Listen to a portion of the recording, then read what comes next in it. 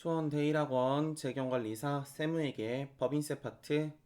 자, 60페이지 처음 이제 문제풀이를 진행해 보겠습니다. 자, 1번부터 한번 가볼게요. 자, 1번 법인세의 성격을 잘못 설명한 것은 어떤 것일까요? 자, 법인세는 소득을 과세물건으로 한다라고 적혀 있으신데, 우리가 법인세나 이제 소득세 같은 경우는 소득세라 그래요. 그래서 법인 소득세, 그리고 소득세는 개인 소득세라 그러거든요. 그래서 법인 회사에서 번 돈을 가지고 이제 과세를 하시는 걸 우리가 법인세라 그럽니다. 그래서 1번 맞고요. 2번 법인세법상 소득의 개념은 소득 원천설에 바탕을 두고 있다라고 적혀 있는데, 법인세법상에서는 이제 순자산 증가설이라고 회사가 돈을 벌었으면 세금을 내야 됩니다 라는 개념에 대해서 이제 바라보는 관점이시죠. 그래서 이제 포괄주의 과세를 하도록. 소득 원천설이라는 건 뭐냐면은 소득이 발생한 형태가 어떤 형태로 발생했는지를 따져보고 그것을 세법상에서 나열을 하고 있는지 열거를 하고 있는지 확인을 해본 다음에 과세를 하는 걸 이제 소득 원천설이라 그래요. 그래서 이거는 소득세에서 이제 과세를 하시는 방법이세요. 그래 답안에 가는 게 2번입니다. 다음 아래 3번 각 사업연도의 소득은 과세소득에 해당한다. 오케이. 여기서 사업연도라는 말이 있는데 사업연도는 쉽게 과세기간이라고 생각을 하시면 돼요. 이게 이제 파트별로 뭐 부가세를 가시면 과세기간이라 그러고 법인세에 가시면 사업연도라 그러고 이렇게 부르는데 그냥 인식하실 땐 그렇게 인식하셔도 상관은 없어요. 다음 아래 갈게요. 자, 법인세는 법인을 납세 의무자로 한다. 오케이. 그래 소득세는 개인을 납세 의무자로 하죠. 자, 아래 내려가 볼게요. 2번 법인의 납세 의무에 대한 설명 중 옳지 않은 것은, 자, 1번 토지 등 양도소득이시죠. 그래서 이제 법인회사가 보유하고 있는 주택이나 아니면 별장 아니면 토지 이런 것들을 양도하셨을 때 우리가 법인세를 납부하시라고 이제 하시는 거를 토지 등 양도소득세에 대한 법인세라고 불러요. 그래서 답안에 가시는 게 과점주주의 주식은 아니에요. 법인회사가 보유하고 있는 주택, 별장, 토지 이런 거거든요. 그래서 주택, 별장은 맞는데 과점주주의 주식 양도소득은 아닙니다. 그래 답안에 가는 거 1번이시고, 자 2번 내국 영리법인은 요거 중요해요. 내국 영리법인은 청산소득에 대해서 납세 의무를 집니다. 그래서 청산소득은 내국 영리법인만 져요. 내국 영리법인만. 요거 꼭 챙겨주시고요. 그래서 뒤에 보시면은 외국법인과 비영리법인은 청산소득에 대한 납세 의무가 없다라고 적혀 있으시죠. 자, 다음 3번. 내국법인은 국내외에서 발생한 당해 법인의 소득에 대해서 납세 의무가 있다라고 적혀 있으시게 되는데, 요거 정리하실 때 이렇게 정리하시면 좋아요. 내국은 국내외, 다음에 외국은 국내, 다음에 영리는 모든, 다음에 비영리는 수익사업. 요렇게 정리하시면 좋아요. 그래서 내국 영리법인이다 그러면은 국내외 모든 소득에 대해서 법인세 납세 의무가 있는 거를 내국 영리법인. 예를 들어서 외국 영리법인이다 그럼 국내 모든 소득에 대해서, 국외 말고, 그래서 국내 모든 소득에 대해서, 뭐 예를 들어서 내국 비영리법인이다 그러면은 국내외 수익사업 소득에 대해서 이렇게 정리하시면 돼요.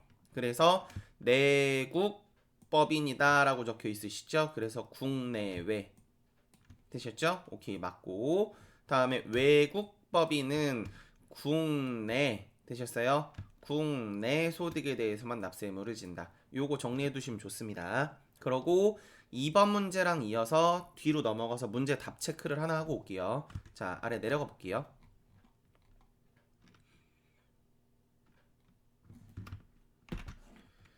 문제 6번을 보시면은 다음 중 법인의 유형에 따라 법인세 납세 의무에 대한 설명 중 가장 올바르지 않은 것은, 자, 내국 영리법인은 국내외 모든 소득이라 그랬죠. 그래서 국내외 청산소득, 토지양도소득, 미완료소득, 오케이, 각사소득까지도.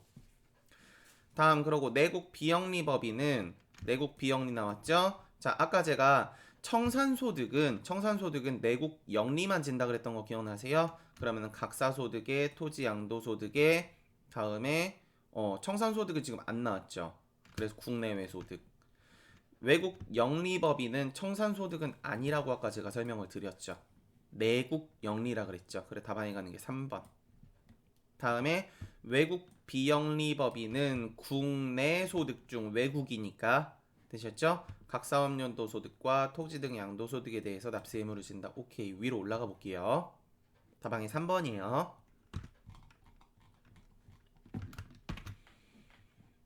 자, 3번. 다음은 법인세에 대한 설명이다. 가장 잘못된 것은 법인세의 납세 의무자는 법인이다. 오케이. 요 얘기 앞에서도 해드렸던 것 같고, 법인격이 없는 단체도 법인세의 납세 의무를 지는 경우가 있습니다.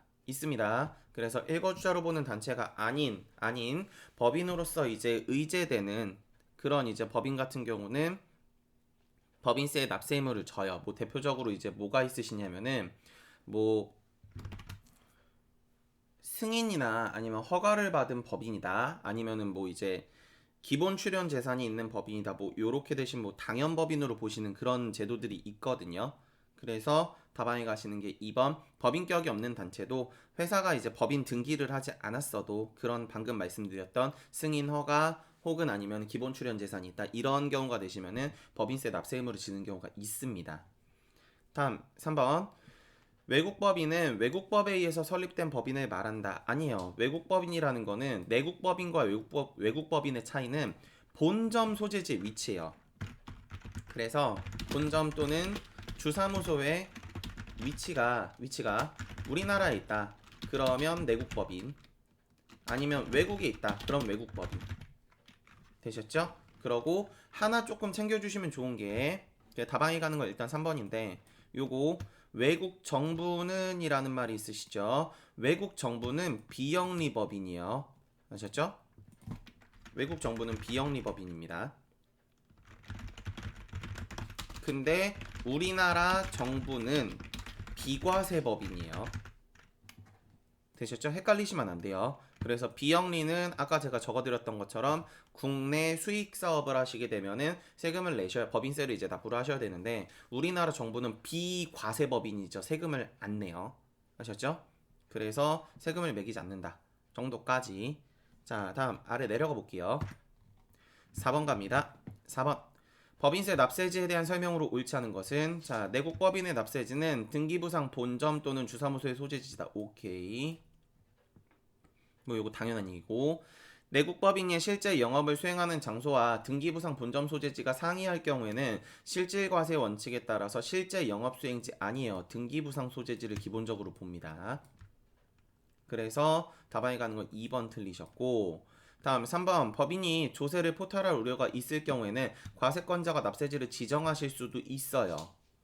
다음 4번 내국법인이 납세지를 변경하고자 할 경우에는 그 변경일로부터 15일 이내 납세지 변경 신고를 해야 하는데 아셨죠? 해야 하는데 만약에 부가가치세법상에서 사업자 등록증에 대한 정정 신고를 하셔가지고 이제 사업장 소재지를 바꾸셨다면은 법인세법도 같이 한 걸로 봐줘요. 되셨죠? 변경 신고를 같이 한 걸로 봐줍니다. 그래서 그 정도 생각을 해주시면 좋으실 것 같아요. 반대가 아니라 부가세를 했을 때 법인세도 같이 봐주는 거예요. 아셨죠? 자, 다음 아래 한번 가볼게요. 자, 5번. 자, 법인세법상 사업연도에 대한 설명으로 잘못된 것은 1번 사업연도는 법령 또는 정관이 정하는 1회계 기간으로 하며 그 기간을 초과하지 못한다라고 적혀있죠. 이게 원칙이에요. 됐죠? 원칙. 그러고 초과하실 수 있는 케이스가 정말 예외적으로 딱 하나가 있는데 그건 제가 오프라인 때 아마 설명을 드렸던 걸로 기억이 나고 아직 사실 수업은 안 했죠. 해드릴 거예요 오프라인 때. 그러고 기본적으로 원칙은 1년을 초과하지 못합니다. 그러고 이제 온라인 그냥 보시는 분들은 앞에 한번 찾아보세요. 자, 다음 2번 법령 또는 정관상에 회계 기간이 규정되어 있지 않은 법인의 경우는 신고를 할 때 이제 법인에 대해서 신고를 할 때 신고한 사업연도를 사업연도도 같이 신고를 해줍니다. 근데 만약에 그걸 신고하지 않으면 되셨죠? 그냥 1년으로 간주를 합니다. 그래서 첫째 정관상에 정해진 거, 정관상에 정해진 게 없다. 그럼 세무서장한테 신고한 것도 없다. 그럼 그냥 1년. 되셨죠? 다음 3번 신설법인의 최초 사업연도 개시일은 설립 등기일이다. 그래서 법인세 하실 땐 등기라는 말이 상당히 중요하죠. 다음 4번 법인 설립 이전에 발생한 손익은 발기인의 소득이므로 신설법인의 최초 사업연도에 귀속시킬 수 없다. 이게 만약에 법인 회사에 사실상 그 소득이 귀속된 게 확실하다면, 그게 법인 회사의 수익이다라는 게 확실하다면은 귀속시킬 수 있습니다. 그래, 답안이 가는 거 4번 틀리셨고요. 자, 다음 아래 내려가 볼게요. 6번은 했고, 자 7번 미완료 소득 얘기신데, 미완료 소득의 3번 지문이 틀렸어요. 제가 정어표를 보니까 수정하셔야 됩니다 라고 적혀 있더라고요. 제가 처음에 문제 봤는데 답이 없어가지고 깜짝 놀랐어요. 자, 고쳐볼게요. 초과 완료액 발생 시 그 다음 5개 사업연도 동안 미완료 소득에서 공제할 수 있다. 요거거든요. 3번 지문이. 고치시면은, 제가 정오표 보고 혹시라도 틀리신 부분이 있다라면은 요 온라인 강의 찍으면서 조금 이제 체크를 해드리겠습니다. 그래서 다음 중 올바르지 않은 거예요. 자, 그래 답을 일단 정정을 했다라는 거는 웬만하면 답이 3번이겠죠 일단. 자, 1번 자본이 500억을 초과하는 법인은 미완료 소득에 대한 법인세를 납부해야 된다라고 적혀있는데, 이게 미완료 소득이라는 건 쉽게 이런 개념이에요. 회사가 대기업이나 이런 큰 회사가 자본을 뭐 직원들한테 쓰지 않고 이제 뭐 회사가 다른 곳에 투자를 하지 않고 회사 내에서 계속 그 돈을 가지고 있다라면은 경제 순환이 안 될 거예요. 뭐 예를 들어서 뭐 S모 기업이라든가 이런 기업들이 그런 행동을 하게 되면 경제 순환이 안 될 거기 때문에, 그거를 조금 이제 강제로 순환을 좀 시켜보고자 매기는 세금이라고 보시면 될 것 같습니다. 그래서 500억을 초과하는 법인이에요. 되셨죠? 그래서 1번 맞고, 법인이 번 돈, 소득을 투자나 임금이나 상생출연금으로 환류해서 기업소득과 가계소득의 선순환을 목적으로, 제가 방금 이제 설명드렸던 말이랑 비슷한 거죠. 자, 그래서 목적으로 한다. 오케이 맞고, 3번 초과 환류액 발생 시 미환류가 아니라 환류를 더한 거예요. 되셨죠?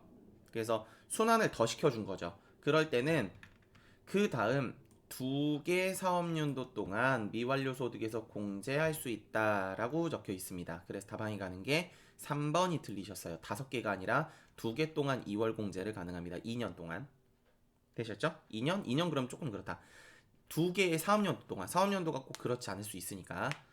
다음 미완료 소득 발생 시 차기 완료 적립금을 적립해서 다음 사업연도로 이월할 수 있다. 오케이. 그래, 답안이 가는 게 3번입니다. 되셨죠? 자, 그래서 법인세 1강 문제풀이는 여기까지 진행하겠습니다. 수고하셨습니다.